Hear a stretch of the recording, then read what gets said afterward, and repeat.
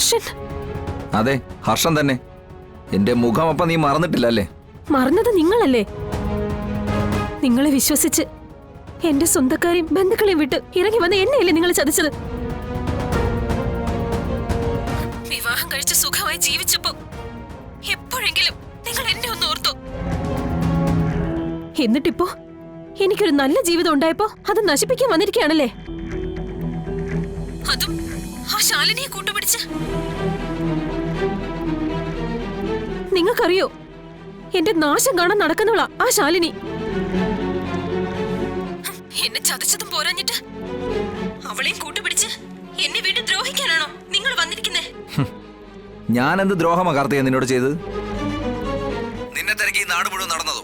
അതോ നിന്നെ സ്വന്തമാക്കാൻ വേണ്ടി കടൽ കടന്ന് ഈ കാണുന്ന ഓട്ടം മുഴുവൻ ഓടിയതോ? ആത്മാർത്ഥമായിട്ടല്ലേ നിന്നെ ഞാൻ സ്നേഹിച്ചത്. ഒന്നിച്ച് ജീവിക്കാൻ ആഗ്രഹിച്ചതും ആത്മാർത്ഥമായിട്ട് തന്നെയാ. ആത്മാർത്ഥത നിങ്ങൾക്ക് എങ്ങനെയാ വാക്ക് പറയാൻ തോന്നുന്നു? മറ്റൊരു പെണ്ണിന്റെ കഴുത്തിൽ താലി കെട്ടിയിട്ട് ഇപ്പൊ പഴയ കാമുകിയെ തേടി വന്നിരിക്കുന്നു. അങ്ങനൊരു ബന്ധത്തിന് ഇനി ഈ കാർത്തികയെ കിട്ടില്ല. നീ അപ്പൊ പിന്നെ എന്താ ചെയ്യാൻ പോകുന്നത്? ശാലിയുടെ കഴുത്തിൽ വിഷ്ണു താലി കെട്ടിയതാണെന്ന് അറിഞ്ഞോണ്ടല്ലേ വിഷ്ണുവിന്റെ ഭാര്യയാവാൻ നീ തയ്യാറാവുന്നത്? അപ്പൊ അത് ചതിയല്ലേ? അതിൽ വഞ്ചനയില്ലേ?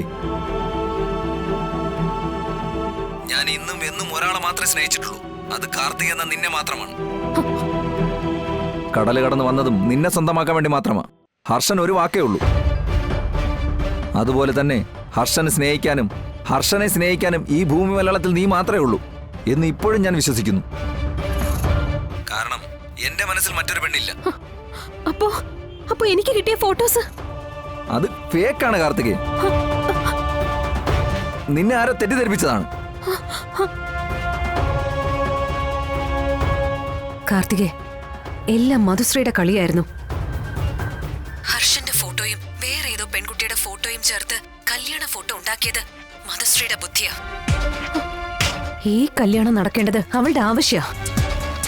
അതിനവൾ നിന്നെ കരുവാക്കി. ഈ പറയുന്നതൊക്കെ സത്യമാണോ?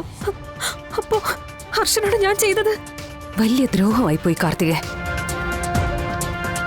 പക്ഷെ നിനക്ക് ഇനിയും തെറ്റിദ്ധരുത്താൻ സമയമുണ്ട്. ഹർഷനെ സ്വീകരിക്കാനും സമയമുണ്ട്. തീരുമാനമെടുക്കേണ്ടത് നീ മാത്രം. എങ്കിൽ ഞാൻ ഈ കല്യാണത്തിൽ നിന്ന് പിന്മാറാം. സത്യാമ്മയോട് എല്ലാ കാര്യങ്ങളും പറയുകയും ചെയ്യാം. വേണം.